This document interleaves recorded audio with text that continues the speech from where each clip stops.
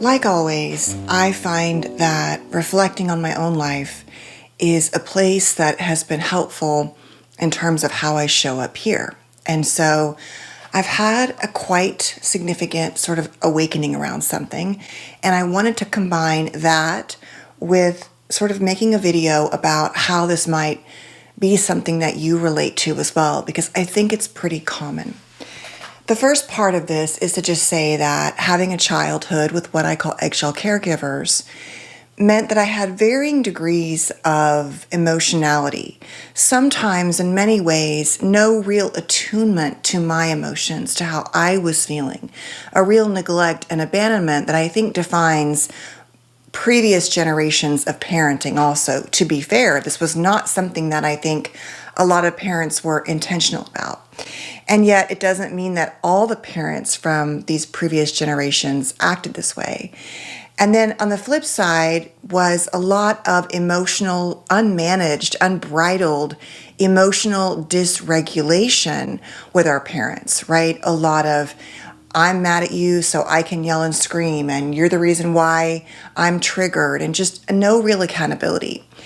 And at the end of the day, I really believe that leaves us with, for many of us, these extremes of in relationships, a tendency to have these in relationships at times be obsessive, or not really obsessive, a better word would be anxious about the relationship. Mine often manifested in fearing that my partner was gonna leave this planet. And ironically, it was something like that, which I'll share someday, but wasn't, that ended up everything I feared ended up happening in a different skin. And so the point is, all of that worrying, I think, was oh, I'm finally good and okay.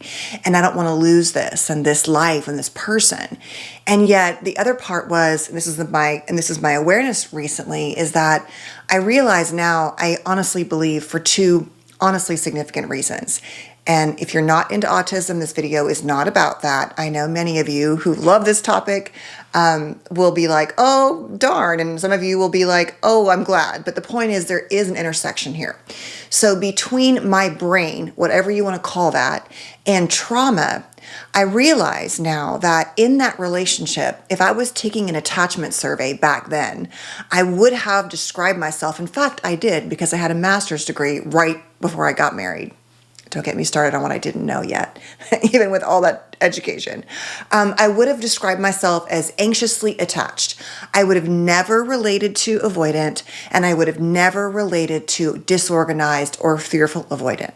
Today, I would tell you that historically my patterns have been in the non-clinical dynamic of disorganized. They've been disorganized. They've been fearful avoidant, because in my family, there was a lot of needing to be hypervigilant and rotate around the caregivers because of their unpredictable mood and mind, and to then accommodate them. And then in my own relationships, not so much my youngest ones, but maybe in some ways, I have this avoidance. And this is what I've become aware of, is that we were both kind of avoidant, and I realized that there was always this wall that I, in the choosing, had set up. And maybe I'll talk more someday about, I hope to share more in other forms of communication, here and otherwise, about what I was doing. Because when I self-reflect, I think it makes my content the best. I struggle when I'm just teaching a topic. When I can tell you a story or apply it, that's where I feel, see, I'm getting excited. That's where I feel it works. Anyway, the point is, I realize now in the last month or so that I think because of my brain, number one, a lot of overstimulation, dysregulation, blah, blah, blah, and trauma. And I don't want to blah, blah, blah. I'm not minimizing the autism piece, but the point is that there were these natural barriers to connection because of who I am. And I think my ex-partner had a lot of those, frankly, same brain dynamics, which now makes sense when I look around and go, who do I relate to most? It tends to be people who are more neurodivergent.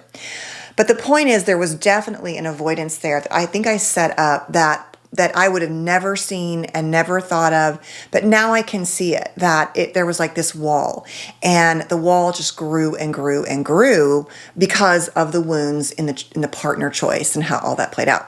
So I wanted to talk about emotional neglect as it plays out in our relationships often with this both anxious and avoidant dynamic. And so I think when we talk about neglect, we think it's just about, you were completely neglected and abandoned. And yes, you may have been, but it also includes things like being mocked or minimized or told, stop crying, suck it up, invalidated. It's really about a lack of engagement and attunement to the child's emotional world in various ways. And so I think for many of us, that is what happened because of the parenting practices in large part. And I want to say, I'm going to share a quick case example to just kind of hit this home because I think it's really important. But when I was creating this new course, and yes, here is the new course I made on hypervigilance, what I call the hypervigilant trauma personality from eggshell parents and partners. It is this. And I'm going to show you more at the end of this video if you want to look at a few more pages. But the point is, I realized that what happens is we learn to scan and read. And then we often become hypersensitive to giving them what they want through people-pleasing, compulsive caretaking, self-silencing, and conflict avoidance, all of these things. And then we overlayer that with this fear of loss and this deep internal shame. And so in the course, just for example, I have assessments on hypervigilance tests and your trauma personality that will dictate the rest of the course. And here's an example of the course curriculum, everything from polyvagal theory and DBT skills, so things to do, to attachment theory, what kind of parenting styles create these wounds, compulsive caretaking, what I call the shame and trauma bonding kind of pipeline, anger issues, conflict avoidance, isolation, CPTSD triggers, your inner child, emotional abuse, like all of the symptoms that I believe are a result of living in these eggshell relationships. And because I've been doing so much work on that and so much research, I think that has really triggered a whole other layer of self-reflection. So because of that, I thought, well, what would it have been like to have seen a video that maybe helped me understand kind of like what I was doing when I was doing it? I don't want to imply that would have changed the outcome of my relationship because I do not think that it would have, but it may have changed a lot of other factors in my evolution, even after my divorce. That if I had understood that and when I was meeting new partners and things like that. So before I get into it, I want to give you a quick case study. We used to do these in supervision with other therapists where you come in and you give examples of a case and everyone kind of gives their opinion. And I do this also in the course. I think I have 4 or 5 videos, just short videos with case examples where I read something that is a collection of a patient's story or my own story. And so let's discuss a case. We'll call this person Cameron. And actually I use this case in the course, but I'm going to summarize it. Basically, in Cameron's childhood, he was not allowed to really confront his mother when she was doing things that he didn't think were okay. And so when she was mad at him, she would send him to his room and give him the silent treatment. And she would say, go to your room and we'll discuss this later, right? But then they never would discuss it. And sometimes she would ice him out for a week or 2 weeks. She would not really communicate with him. If her feelings felt hurt by him and or she was like in another world about something in her own avoidance, the point is the communication never happened. And so one of the first times that it really did, when Cameron tried to really tell her, hey, it's like a 12-year-old, like what you're doing is not okay, there was even more punishment and there was even more icing out. And so over the years, what ended up happening, and this is how it ties to hypervigilance, is that Cameron became really good at reading people, at knowing when his mom was, gonna get upset, when he was more likely to get punished for something or trigger her. So that's the hypervigilant piece, the chronic piece of scanning. And then he learned to avoid her or do or say certain things so that he wouldn't then lose, privileges, get grounded, because oftentimes that would be her response as well. You're punished, we don't talk about it, I'm gonna ice you out, and then we just act like nothing ever happened. And so what Cameron noticed is that in his adult life, he was the same way. He would choose partners and he would have this anxious part of him that was really good at reading when his partner was unhappy with him, and then making meaning about that. And that goes back even to polyvagal theory, the idea that story follows state, meaning that the state of your nervous system, fight or flight, shutdown, things like that, that state happens first. And then we need a story. And the story is not always accurate. But that is what I kind of refer to, I realized, as the meaning making we do. So I scan your state. What mood are you in? What's your emotional world? What's happening? And then I decide what that means. I make an interpretation. Oh, you're mad at me. Oh, you had a bad day. I'm going to get in trouble. And then I do something. Like go to my room, fawn around you, be your best friend and listen to you talk trash about my dad or whatever, something like that. That's what would happen with Cameron is his mom, when she did talk to him sometimes, would unload inappropriately about the dad. And so anyway, the bottom line is that Cameron would notice in his relationships that he was very sensitive to detecting the partner's unhappiness with him. But then when it came time to talk about it, he had a hard time confronting them. He would shut down and numb out or play video games for hours or go on work trips. And so it came down to this thing where he was avoidant in many ways, just like his mom, because he was really scared. Even though he longed for real communication, he never really had that experience, and it was terrifying for him, and there were no models. And so he would become avoidant. So he would detect their emotions, be really anxious about it, play out a story, but then when the chance came to work it out or talk about it, he would not bring it up. He would shut down. And I think that's a really good example of that anxious and avoidant pattern that we can have in our childhoods. And the example here is that Cameron's mom was not a raging, yelling eggshell parent. She was more of that quiet, moody, punishing kind of behavior, that often narcissistic behavior. That's one of the ones I would say that often goes with that, where it was really her world and there was no reciprocity. So that's an example of how this plays out. Now, we would call this experience for Cameron an experience of emotional neglect. There was no real engagement and attunement. And so it can look like things like not showing support, not talking through when you see your child, hey, what's going on with you? Or, oh, you seem sad, or you are sad, go to your room and cry it out and then come back when you're all together. Very common in avoidant attachment, right?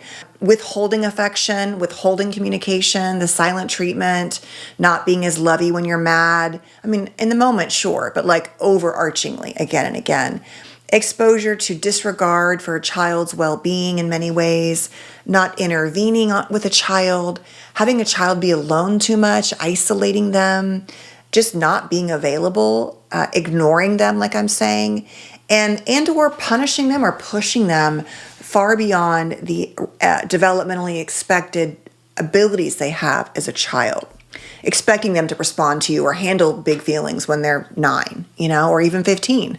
And so that is what it looks like. And so again and again and again, it's this repeated pattern. And so what does it look like in you? How does this play out in your relationships if you have this really experience at the heart of emotional neglect? And yet you may lean towards that more avoidant, shutting down, avoiding vulnerability, but you also can have that anxious part. So here is what to be aware of. Number 1, who did you choose? Who is your partner, right? What kind of emotionally available or unavailable partner do you have? Because if you would ask me if my partner was available to my things that I felt, I would have said yes, even though I avoided conflict a lot.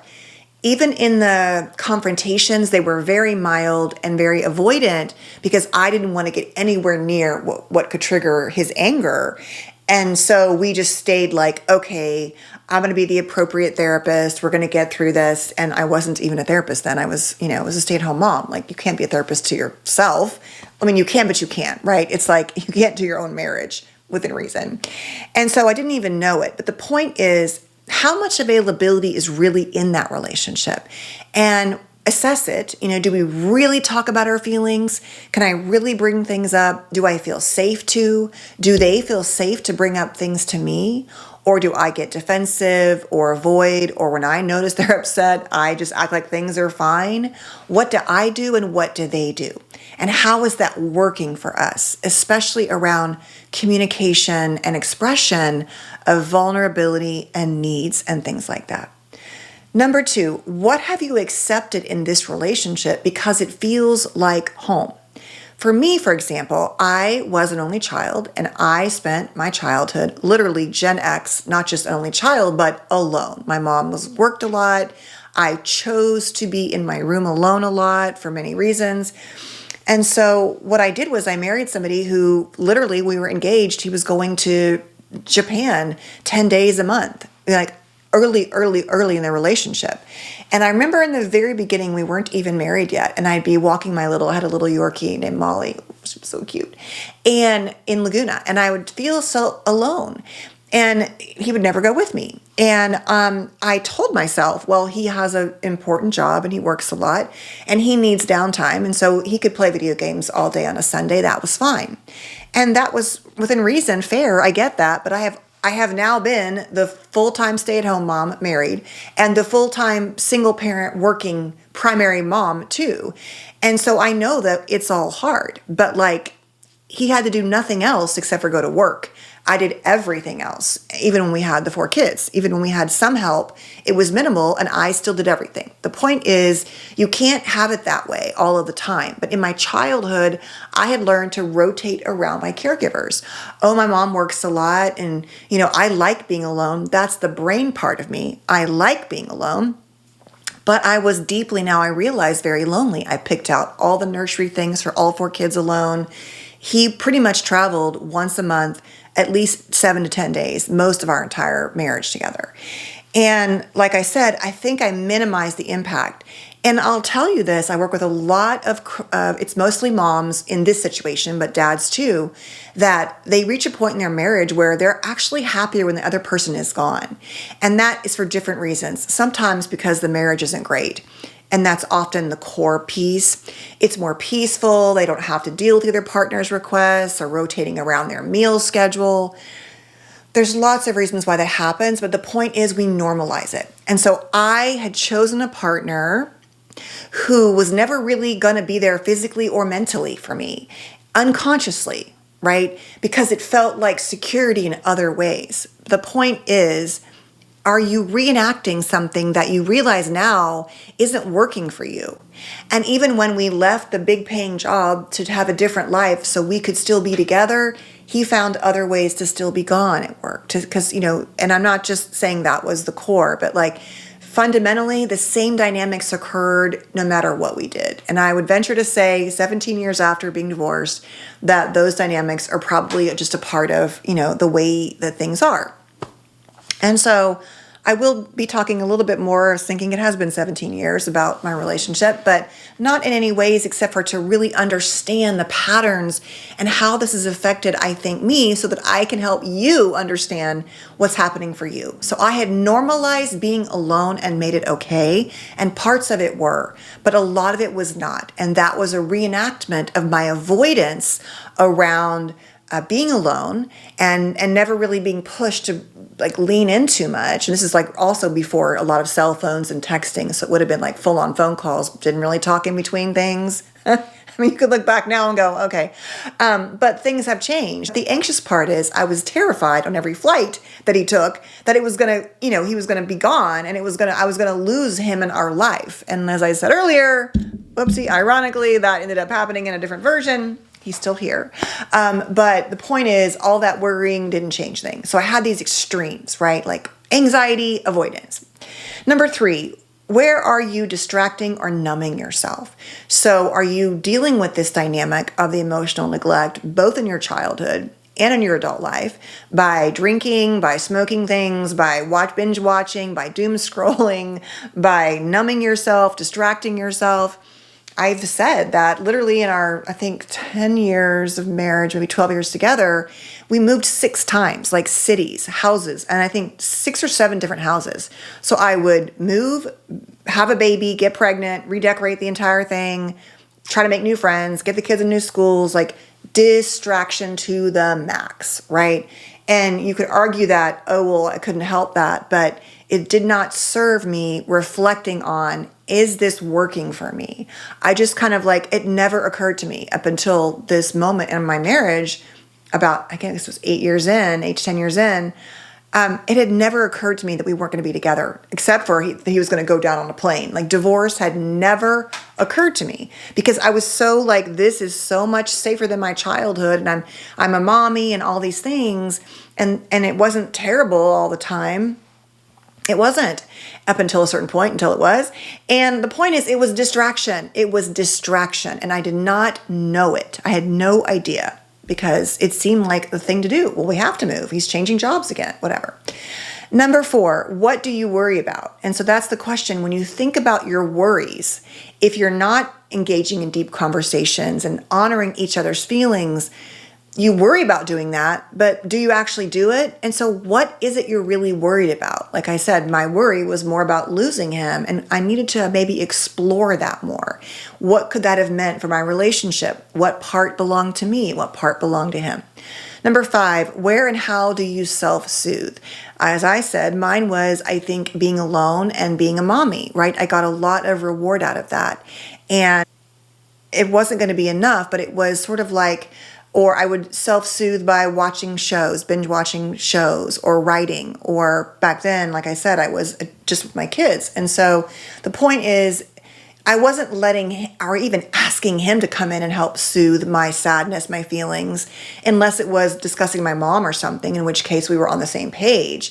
But it wasn't like we were both in each other's internal worlds. And I'm sure I wasn't providing or asking about that for him either. That's the avoidant part.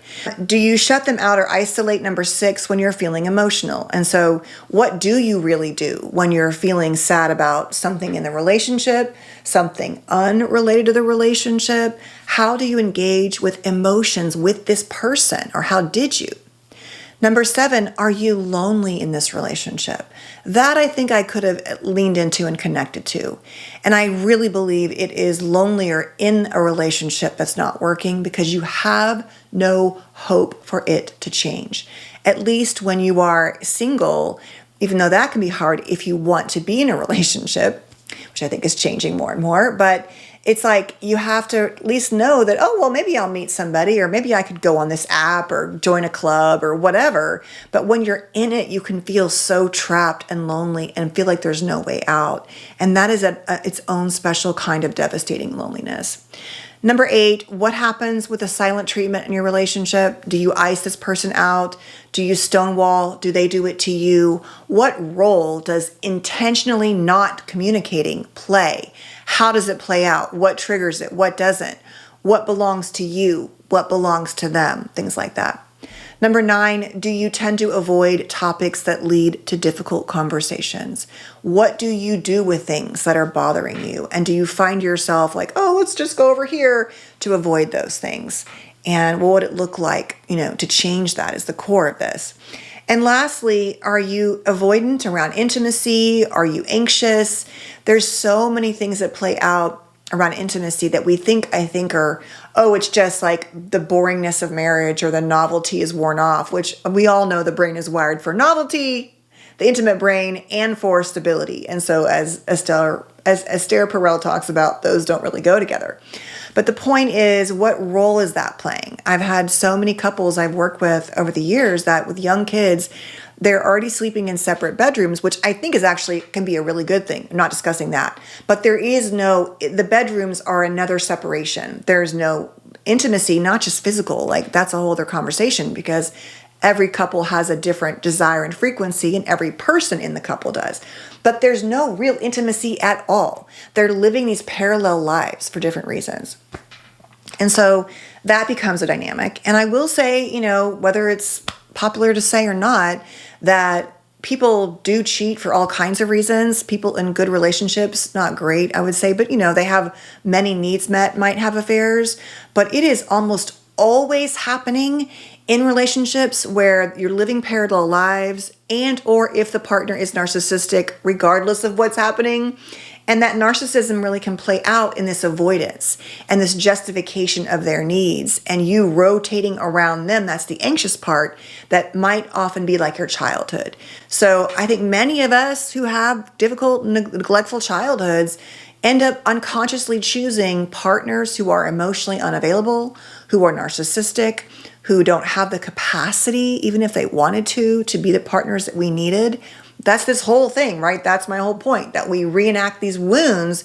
And as I've said it in many videos, even though it looked like on the outside nothing like the chaos and eggshell nature of my childhood, I ended up with a lot of the same feelings. Feeling alone, like I didn't matter, feeling like I was just, never going to have the true connections I wanted. And what I'm telling you today is that I understand now that I chose a partner who was never going to be able to provide those things for me.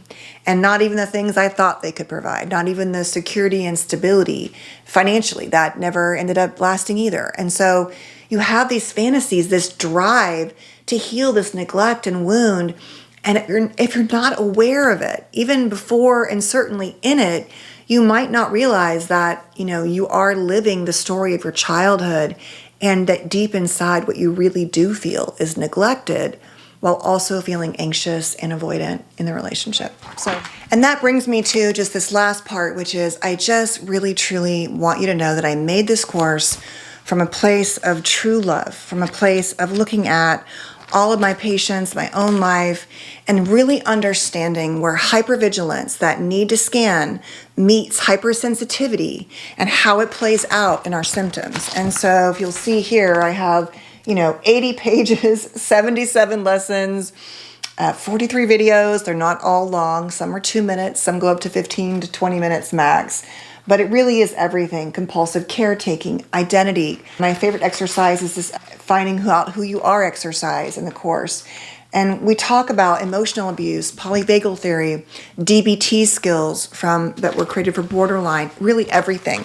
But what I really want you to get, whether you even consider this or not, is to just, at a minimum, watch my free content here and on TikTok and Instagram, which is understanding that when you live in a state of hypervigilance, it creates this core set of symptoms that play out in what I call panic, fight or flight, silencing, freezing, guilt and shame, collapse, isolation, and pleasing and fawning. So they do mirror the trauma responses. But things like, checking behaviors, are you good? Are you good? Anger, conflict avoidance, shutting down, collapsing, identity issues, depression, self-silencing, having these kind of like fight or flight fawn responses where you fawn and then you shut down or whatever. And so pleasing, compulsive caretaking, boundary issues, enmeshment, parentification, dissociation, emotional avoidance, isolating tendencies, chronic fatigue, and exhaustion. And so we go through how everything happens. We go through the brain science and trauma. And like I'm saying, everything from trauma triggers, isolation, boundaries, a lot of self-reflective work, and there are a few guided meditations at the end of the course. But the thing is, I just felt like if I had understood all of these things, I truly believe it could have changed. I know I say this, but I really, really do, because most of you know, even in therapy, you get stuck talking about this one thing to really have a full grasp on how all of this affects you and who you are, because a lot of this also belongs to us. I could easily say, oh, my partner was this or that, and that might all be true, but I also, through my unconscious wounds, chose them. And so my patterns, I realize, of this hypervigilant scanning and reading and anxiousness, and making meaning, and then pleasing and compulsive caretaking, and finding my entire identity in my mothering, was not going to be the best dynamic for me in terms of that. And I didn't know it. And so, I just want to share that with you. And then we have journal questions at the end and all of that good stuff. So anyway, please check it out. It's on Thinkific. It is really a course that is priced also in between. I know I have the free course, the remothering course, and then the big course on understanding borderline and narcissistic parents, which I believe in with all my heart. But I wanted to provide this new piece of uncovering how, all of this like scanning and mood reading and all of that, and then making meaning plays out in our lives and relationships. And so I hope you'll find it helpful if you decide to take the course. So anyway, thanks for being here. I'm curious about your own thoughts around what you think may have been your part in choosing the partner, or like I said, I had this just deep awareness of like, wow, I kind of always knew that, but I've really realized that Once again, the combination, though, I do believe it wasn't only trauma, was this sort of brain combination that really set me up from day one, even though I would have never said it and said, this is the love of my life, this is my soul person, to realize that it doesn't mean that that wasn't true at those times, but that I had a significant role in choosing someone who was never going to be able to fully pierce, I think, some parts of me, even though it was devastating. I think outside of one other event or two in my life, losing a marriage when I built my entire childhood healing around having a secure, stable life and being a stay-at-home mommy because I wasn't one, and having this healing that was going to occur and then losing all of it is probably it is the day the table flipped in my life when that ended. And so, it's impactful, and yet it's also allowed me to become who I am now and to uncover all of these things to share with you. Okay, I know this was a long video and I'm talking a lot, but I know that I haven't been here and I'm excited to be here. And when I get excited, you guys know I talk fast. Anyway, thanks for being here. Have a beautiful weekend. There's a lot going on right now in the world, and so please just take care of yourselves. I'll see you soon.